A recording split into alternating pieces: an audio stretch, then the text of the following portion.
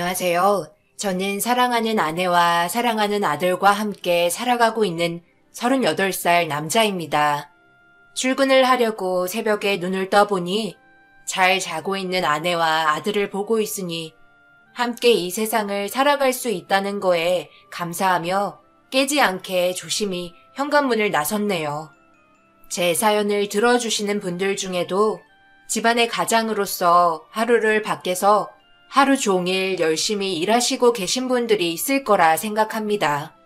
먹고 살기 힘든 어려운 이 시대에 힘내시라고 얘기하고 싶어요. 언젠가 분명히 꽃피는 날이 찾아올 거예요. 그러니 파이팅 하시기 바랍니다. 살면서 단 한 번도 부끄러웠던 적이 없었는데 이번에 처음으로 제가 가진 직업으로 인해 고개를 들 수가 없었고 어떠한 위로도 저에게는 도움이 되지 않았어요. 그래서 한동안 너무 힘이 들었습니다. 항상 자부심을 가지며 일을 해왔었는데 그동안의 세월 동안 쌓아온 모든 게 한순간에 무너져 버리고 말았었어요. 너무나 서러웠고 한동안 일이 손에 잡히지가 않더라고요. 그러다 보니 우울증까지 오게 되면서 정신과 치료를 받으며 살아왔었습니다. 지금은 많이 회복된 상태예요. 그리고 제 옆에서 모든 걸 지켜본 아내도 많이 힘들었는지 하루에도 몇 번을 눈물 흘리는 모습을 보게 되었어요. 제가 다시 일어나는 데까지는 시간이 필요했습니다. 지금으로부터 4년 전 아내와 저는 결혼을 하려고 인사드리러 갔을 때부터 삐걱거리기 시작했어요. 정말 대놓고 이런 수모를 당한 적이 없었죠. 경아 너 지금 이게 뭐하는 짓이니? 이렇게까지 막무가내로 집에 쳐들어오면 내가 봐줄 거라 생각한 거야? 저희가 왜 결혼하면 안 되는 건데요? 저는 도저히 이해를 할 수가 없어서 그래요. 제가 사랑하는 사람이 능력이 없는 것도 아니고 사회에서 인정받고 있는 사람인데 뭐가 부족해서 인사 오겠다는 걸 거부하시는 거예요? 제 말은 아예 들어주려 하지 않아서 이렇게 막무가내로 찾아왔어요. 그래야 뭐라도 시도해볼 수 있을 것 같아서요. 저는 일단 지금 어디 가시는 거예요? 어딜 가긴 약속 있어서 나가려고 하는 거지. 내가 네 멋대로 하는 행동을 지켜봐야 하는 거야? 나는 싫다고 얘기했다. 어머님, 갑자기 이렇게 불쑥 찾아와서 정말 죄송합니다. 그동안 꼭 한 번은 찾아뵙고 싶었는데요. 기회를 주지 않아서 이렇게 찾아오게 되었네요. 정말 경아를 진심으로 사랑하고 있고요. 앞으로 평생 눈물 흘리지 않게 행복하게 해줄 자신 있습니다. 그러니 저희에게 딱 한 번만 기회를 주면 안 될까요? 지금까지 살아오면서 누구에게 피해준 적 단 한 번도 없었고요. 바르게 살아왔습니다. 누가 어머님이야? 나는 자네 같은 아들 둔 적 없는데? 그리고 지금 나한테 피해를 주고 있잖아. 싫다는데 왜 자꾸 우리 딸을 넘보려고 하는 거야? 그쪽보다 더 좋은 남자 수두룩하게 줄 서 있으니까 그만 돌아가고 다시는 얼굴 안 봤으면 좋겠네. 장모님은 아내와 제 말을 들어주려 하지 않았어요. 저를 처음부터 싫어했습니다. 그 이유는 제가 가진 직업이 마음에 들지 않아서 싫다는 거였어요. 다른 사람들한테 말하기가 부끄럽다며 하찮은 직업으로 생각을 하고 계셨습니다. 하지만 제가 운영하고 있는 사업은 정말 괜찮은 직업이고 남들도 벌어들이는 수익을 듣게 되면 입이 벌어질 정도로 꽤 많은 돈을 벌어들이고 있습니다. 하지만 장모님은 돈과 직업 둘 다 자신의 기준에 맞아야 했고 그 이유는 이미지였습니다. 그래서 남들이 우러러 볼 수 있는 직업을 가진 사익감을 얻고 싶었던 것 같아요. 하지만 저는 건어물 사업을 하고 있어요. 그러다 보니 좋은 시선으로 바라본 적은 없으셨어요. 저한테 생선 비린내가 난다며 불쾌하게 생각하셨고 그런 점들 때문에 상처도 많이 받았어요. 장모님이 생각하는 그런 기준의 직업은 아니었지만 예전과는 다르게 인터넷 시장이 많이 활성화가 되어서 남부럽지 않을 정도의 수익은 보장이 되었었어요. 결혼 생활하면 부족하지 않게 살아갈 수 있을 거라고 생각했었는데 그렇지 못한 일들로 인해 어떻게 해야만 저희가 원하는 방향대로 흘러갈 수 있을지 많은 고민을 했었고 딱히 방법이 떠오르지 않아 철판 깔고 시도 때도 없이 찾아가는 것 외에는 없었어요. 얼마나 아내를 사랑하고 있는지 진심을 다해 보여드리면 언젠가는 마음을 열어주실 거라고 생각했었습니다. 그렇게 열심을 다해 노력하며 끈질긴 모습을 보이자 그런 모습에 두 손 두 발 들으셨어요. 너희가 그렇게 죽고 못 살 정도로 사랑하고 있다면 어디 한번 살아봐라. 그런데 여기에서 둘이 손잡고 나가는 순간 나는 너희 얼굴 다시는 안 볼 거고 인연 끊을 거니까 하고 싶은 대로 한번 해보거라. 자네는 내가 사위로 받아들일 수 있는 기준이 아니야. 사자 직업을 가지고 있는 것도 아니고 남들이 들었을 때 인상부터 찌그러지는 그런 직업을 가지고 있는 자네는 우리 집에 맞지가 않네. 돈을 얼마나 벌고 있는지는 모르겠지만 첫인상이 제일 중요한 거고 우리 집안에 건어물이나 팔고 있는 사이가 있다는 것 자체가 용납을 하기가 어려우니 너희들끼리 지지고 볶고 잘 살아봐라. 그러니까 엄마는 정말 저와 인연을 끊어버릴 정도로 이 사람 싫다는 말이잖아요. 어떻게 단 한 번도 좋게 생각해 준 적이 없어요? 저는 엄마 딸이 맞기는 한 거예요? 제가 사랑하는 사람인데 그것보다 남들 시선이 더 중요해요? 사위가 건어물 파는 게 그렇게 부끄러운 일인가요? 그게 뭐 어때서요? 엄마는 건어물 안 먹어요? 술안주로도 자주 사드시면서 면전 앞에서 생선 비린내 난다고 말을 할 수가 있는 거예요? 그렇게까지 남을 깎아내리는 엄마의 인성이 남들이 바라보는 이미지라는 걸 알아주셨으면 좋겠네요. 엄마가 저희에게 하는 말이 무슨 뜻인지 잘 알았으니 그렇게 하도록 할게요. 2번 다시 얼굴 안 보고 살 테니까 엄마도 절대 전화하지 마세요. 장례식에 발도 들이지 않을 거예요. 결국 결혼을 하라는 허락은 받았지만 그 뒤에 엄청난 조건은 저희 마음에 상처를 남겼고 서로를 진심으로 사랑했었기 때문에 인사하고 나왔습니다. 이렇게 나가는 게 좋은 방법이라는 건 아니라고 머릿속으로 생각하고 있었지만 몸이 거부를 하고 있었어요. 그만큼 저도 엄청난 스트레스를 받고 있었던 것 같았습니다. 저희 부모님은 제 아내를 친딸처럼 생각해주고 진심을 다해 좋은 말만 해주셨는데 너무 반대되는 장모님의 성격에 한동안 충격에 벗어나지 못했었어요. 아내는 자기 엄마와 인연을 끊었다며 무작정 결혼하자고 얘기했었지만 그런 식으로 잘라내어 버리면 분명 돌이킬 수 없을 정도의 안 좋은 일들이 더욱더 많이 생길 것 같아 돌다리도 두들기며 걸어보자고 얘기한 뒤 마지막으로 한 번만 더 기다려보기로 했어요. 그래도 한평생 키워온 딸이 부모와 등을 지고 결혼을 진행한다면 아내도 그렇지만 처가에서도 좋은 기억은 남지 않을 것 같아 마지막으로 아내와 시간을 두고 기다려보기로 했고 그렇게 몇 달의 시간이 흘렀을 때 갑자기 저에게 전화 한 통이 걸려왔어요. 전화를 받아보니 장모님의 목소리였고 따로 만나길 원하고 계셨습니다. 생각지도 못한 전화에 당황했고 떨리는 마음을 움켜쥐며 약속된 장소로 나가게 되었어요. 제가 먼저 도착을 했는지 40분 정도가 지나자 멀리에서 장모님이 걸어오시는 걸 확인할 수 있었어요. 보자마자 자동으로 벌떡 일어나게 되었고 급하게 달려가 자리를 안내해 드렸습니다. 어색한 분위기 속에 차가운 정적만이 흘렀고 긴장의 끈을 놓지 못하고 있었을 때 장모님이 한 소리 하셨어요. 난리를 치고 나갈 땐 언제고? 왜 여태껏 결혼을 하지 않고 있었던 거야? 둘이 만나는 건 처음이니 속마음을 들어봐야겠는데? 아무리 경아와 서로 사랑하고 있다고 하지만 그렇다고 낳아주신 부모님을 등지면서까지 결혼을 한다는 건 집안의 불화만 더 키울 뿐 좋아질 수 있는 기회마저 잃어버리는 거라 한 발 더 뒤로 물러난 뒤 기다려보기로 했었어요. 어머님도 그렇고 저도 아직까지 서로에 대해서 많은 것들을 알지 못하잖아요. 제가 앞으로 살아가면서 절대로 실망시켜 드리는 일은 없을 테니 저를 믿고 결혼 허락해 주시면 정말 열심히 살아가도록 하겠습니다. 한 번만 기회를 주시길 부탁드립니다.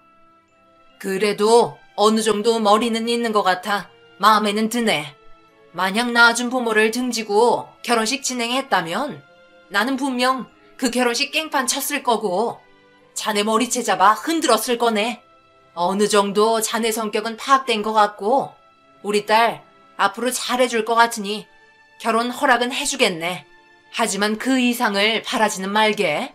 자네는 나에게 한참 기준 미달인 사이에 불과할 뿐이니까.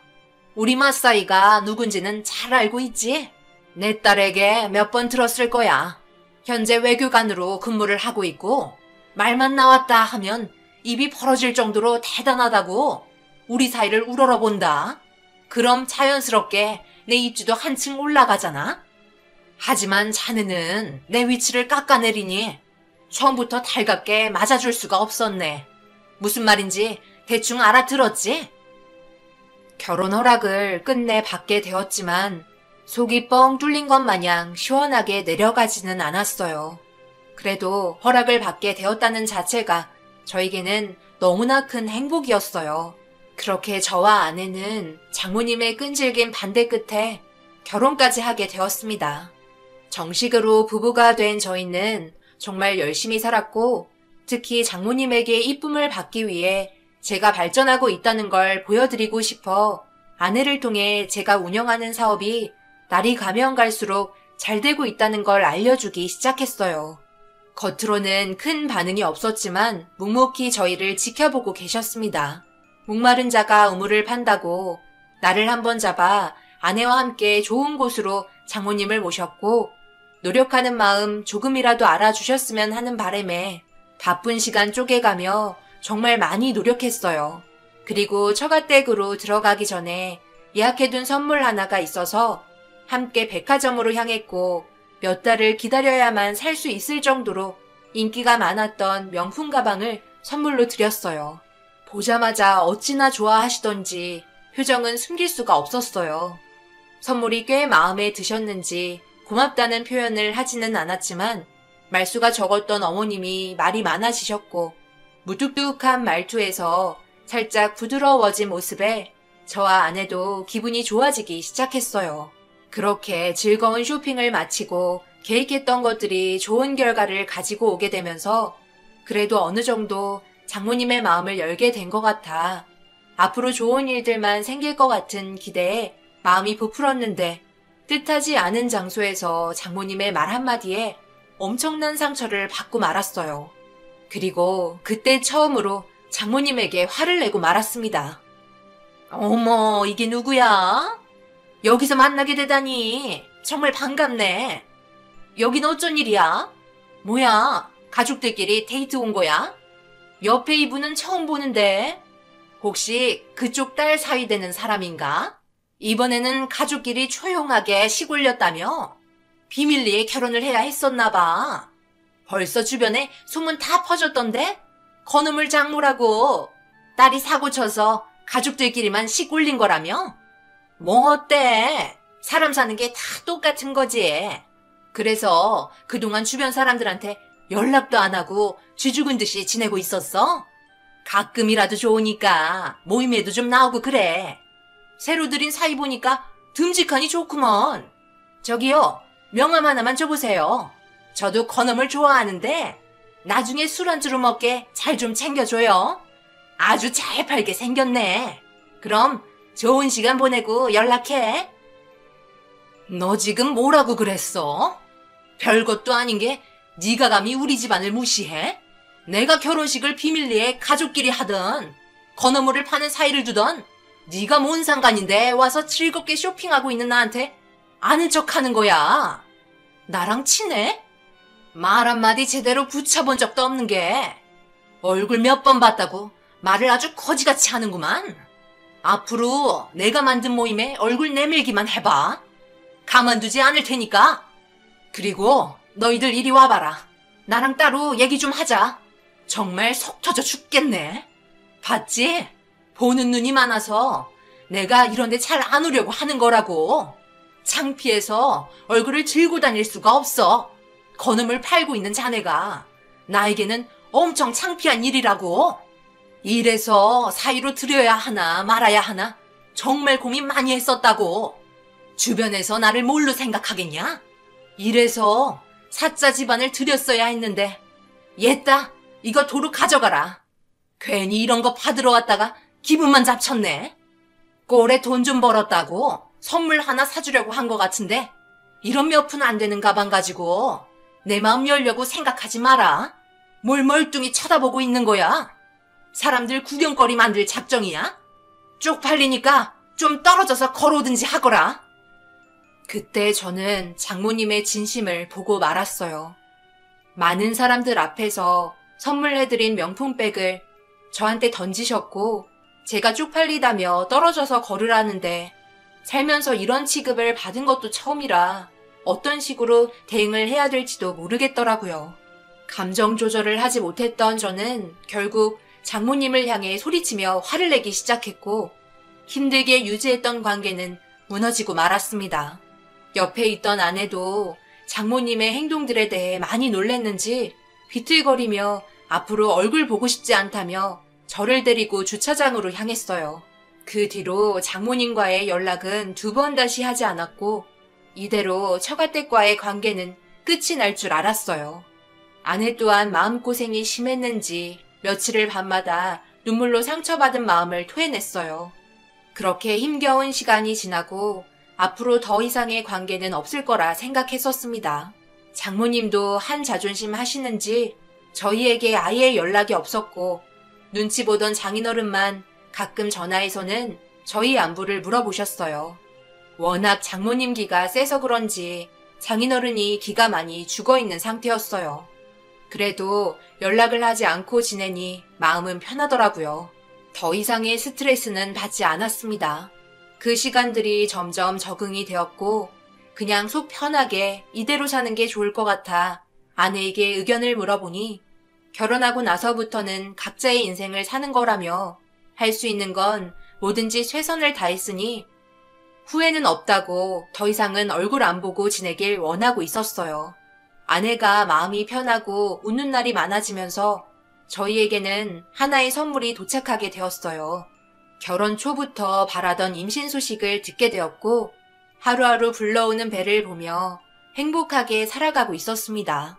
그리고 바쁘게 생활을 하며 지내다 보니 어느새 만삭이 된 아내는 출산까지 하게 되었고 어머니가 아내의 몸조리를 신경 써 주셨어요. 안정된 가정생활 속에 아이까지 태어나니 더 이상 장모님과의 관계를 회복시키고 싶은 마음도 사라지게 되었고 얼굴 안 보고 사는 게 모두에게 이득이 되는 걸 확실하게 느꼈기 때문에 앞으로도 이대로 살길 원했어요. 그런데 생각지도 못한 전화에 저는 순간 얼음이 되고 말았어요. 형님한테 전화가 왔고 수화기에서 들려오는 목소리는 얼굴 한번 보자는 거였어요. 저와 대화도 자주 안 하시고 하는 일 자체가 너무 다르기 때문에 관계 형성 자체가 되지 않는 형님이었는데 갑작스럽게 얼굴 한번 보고 대화 좀 해보자는 말에 당황스럽긴 하더라고요. 그래서 서로 크게 감정은 없는 상태라 약속된 장소로 나갔어요. 먼저 도착하셔서 기다리고 계시길래 급하게 달려가 인사를 드렸습니다. 저보고 앉으라며 술 한잔 따라준 뒤 잠깐의 정적이 흐른 뒤 저에게 이해하기 힘든 말을 늘어놓기 시작하셨어요. 그리고 형님의 말에 많은 충격을 받게 되었습니다. 내가 자네를 갑자기 불러낸 이유는 아무래도 자네와 장모님과의 관계가 제일 큰 것 같은데 이 문제로 인해 제일 피해를 많이 보고 있는 사람이 누군지 알고는 있는 거니? 전혀 생각해 본 적이 없지? 자네가 장모님과 인연을 끊고 연락을 하지 않고 지낸 지 1년이 지났잖아. 그동안 내 아내가 제일 고생을 많이 하고 있어. 연락 끊고 살면서 그 스트레스를 내 아내에게 풀고 있다고. 나한테는 별말 안 하고 있는데 조만간 터질 정도로 위태로운 상태야. 그러니 자네가 만들어 놓은 이 사태를 바로 잡았으면 하는데 엎질러진 물 다시 주워 담아야지. 내가 자네한테 전화해서까지 이런 말을 하는 거면 지금의 사태가 얼마나 심각한 건지 대충은 알 수 있겠지. 어느 정도 적당히 했으면 꼬리 내리고 들어와야지.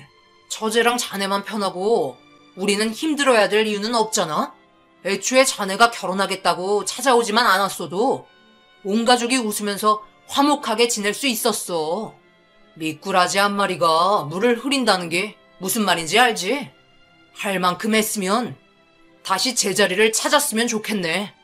내가 한가한 사람도 아니고 이런 일 때문에 움직이는 자체가 솔직히 어이가 없다. 우리 적당히 좀 하자. 나도 참을 만큼 참았다.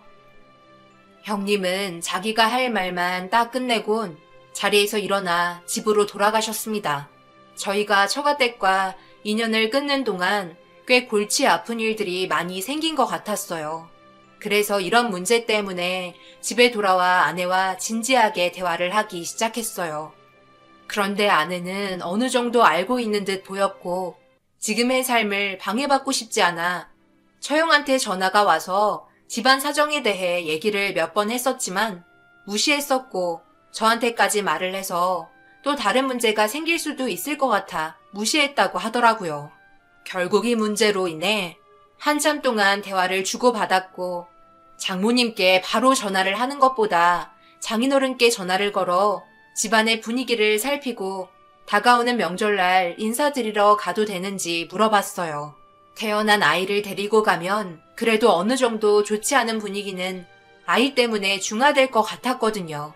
그래서 조심스럽게 물어보니 별말은 없다고 얘기하길래 명절날 인사드리러 가게 되었습니다. 좋지 않은 느낌이 들긴 했지만 그래도 형님까지 저에게 부탁을 하는 정도라면 가긴 가야 할 것 같았어요. 그렇게 불안한 마음을 가지고 처가댁에 도착을 하게 되었고 들어가기 전에 아무런 사고 없이 무사히 시간을 보낼 수 있게 해달라며 간절히 기도했습니다. 아내는 현관 비밀번호를 누른 뒤 조심스럽게 들어가니 저희가 들어오는 소리에 한 걸음에 뛰어온 장인어른이 무거운 짐들을 대신 들어주며 잘왔다고 속삭였어요. 아내는 장모님부터 찾기 시작했고 주방에서 음식을 하고 있다고 얘기하길래 태어난 아이와 함께 주방에 고개를 내밀었어요. 처형과 장모님이 저와 아이를 보며 왔냐고 단답형으로 얘기한 뒤 각자 할 일을 하고 있었고 소파에 앉아 TV를 보고 있던 형님에게 다가가 마저 인사를 건넸습니다. 무뚝뚝한 얼굴을 하며 고개만 끄덕인 형님을 뒤로하고 장인어른한테 아이를 건네드렸어요. 그리고 조심스럽게 주방으로 들어가니 아내는 눈치껏 음식 만드는데 일손을 돕고 있었습니다. 저도 도와줄 게 없는지 여쭤보자 식기를 세팅해달라는 지시가 들어왔고 서로 묵묵히 긴장감 속에 얼굴을 붉히지 않으려고 눈치만 보며 해야 될 일을 하고 있는데 형님이 음식 냄새에 더 이상 참기 힘들었는지 뒷짐을 지고 천천히 주방으로 걸어 들어오더라고요.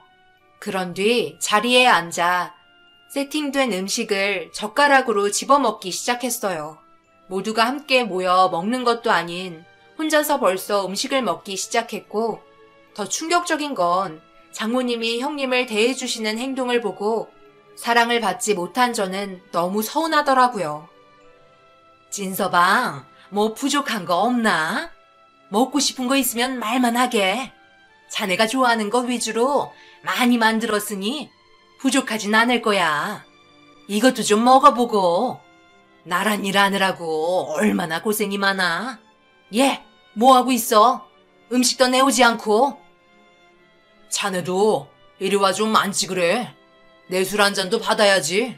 뭐하고 서 있어? 앉아보래도. 저는 거실에 있는 장인어른을 바라봤고 장인어른은 아이를 안아주며 신경 쓰지 말라는 눈빛을 보냈어요.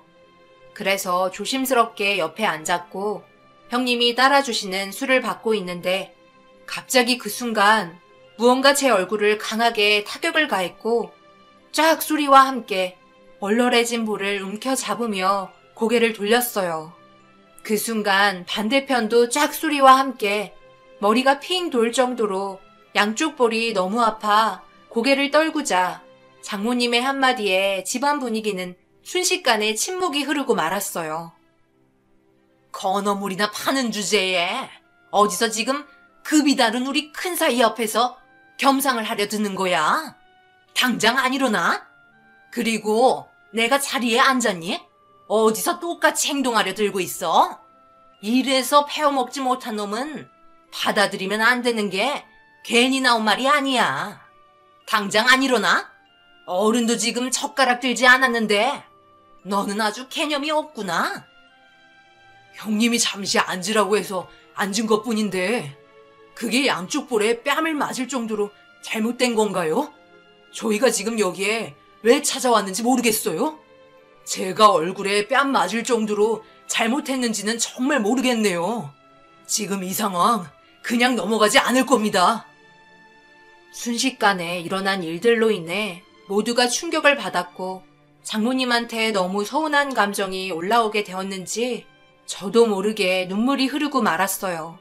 결국 이 문제로 집안이 난리가 나기 시작했고 경찰에 신고한다고 아내가 소리를 지르며 이성을 잃어버리자 모두가 아내를 말리려고 몸싸움을 벌이기 시작했어요.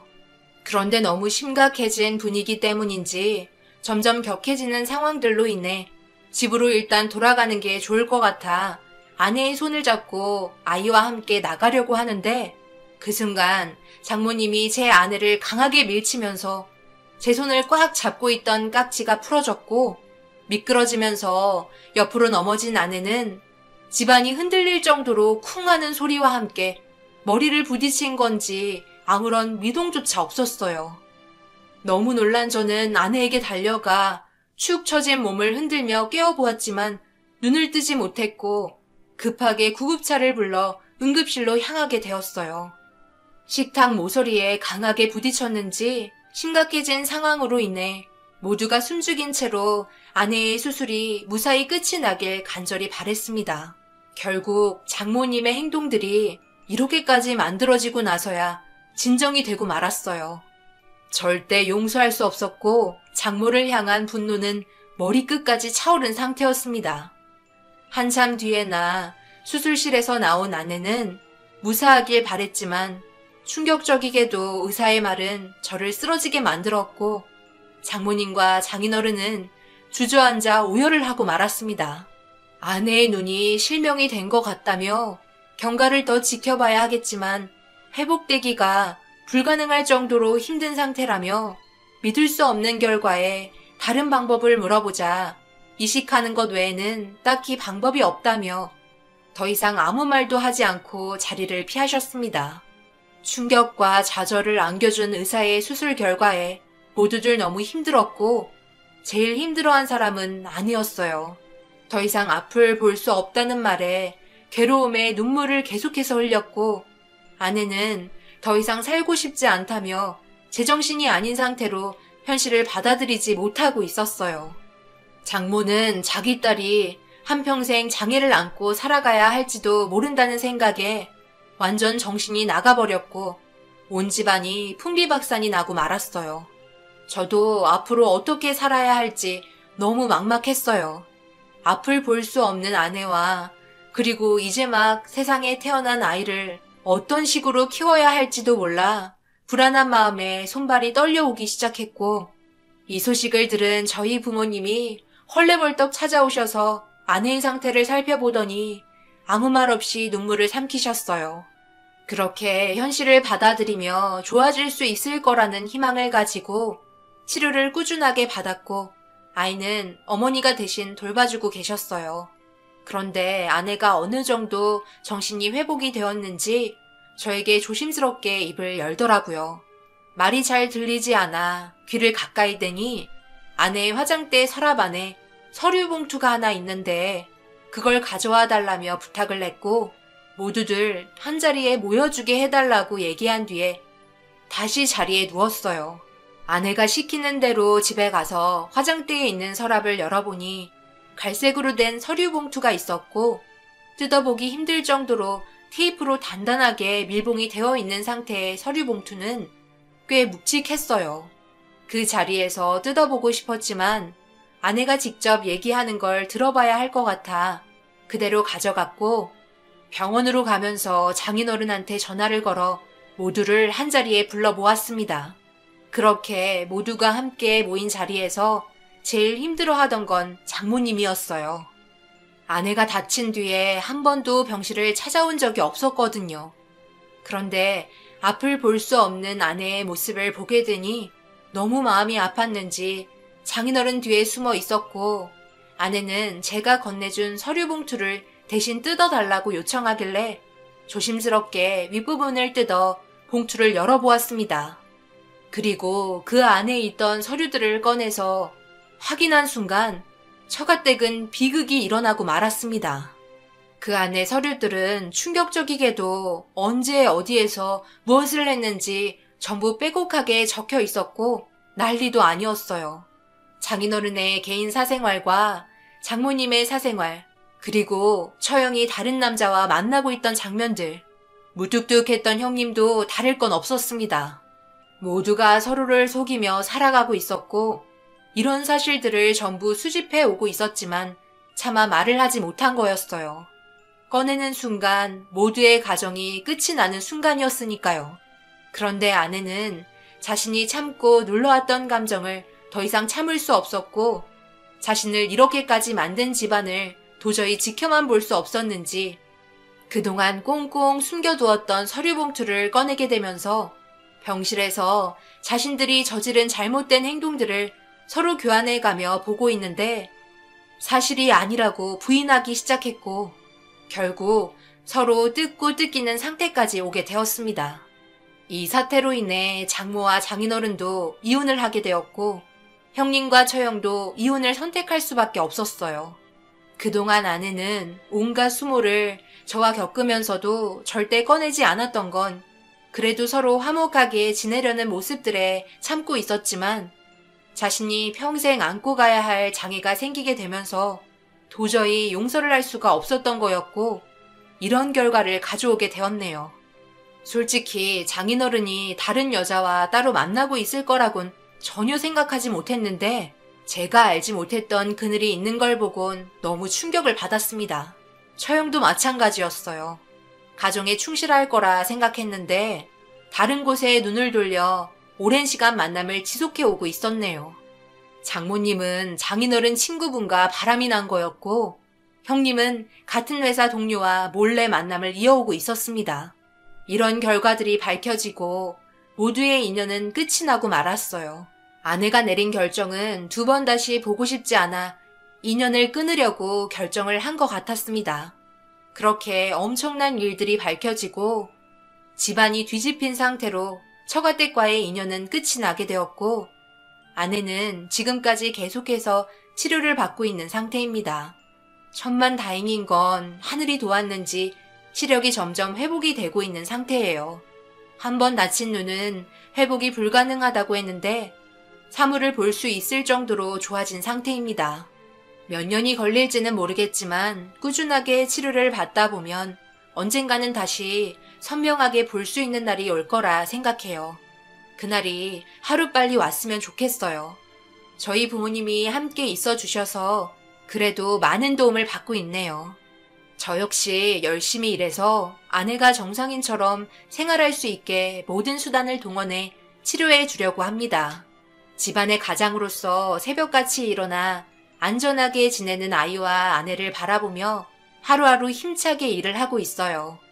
언젠가 좋은 일들이 분명 저희에게 찾아올 거라는 희망을 가지며 살아가도록 하겠습니다. 제 사연을 들어주신 분들, 제 아내가 살아가면서 힘이 날 수 있게 응원의 한마디 부탁드릴게요. 저 또한 여러분들께서 하시는 일이 뭐든지 잘 될 수 있게 뒤에서 매일 기도드리겠습니다. 감사합니다.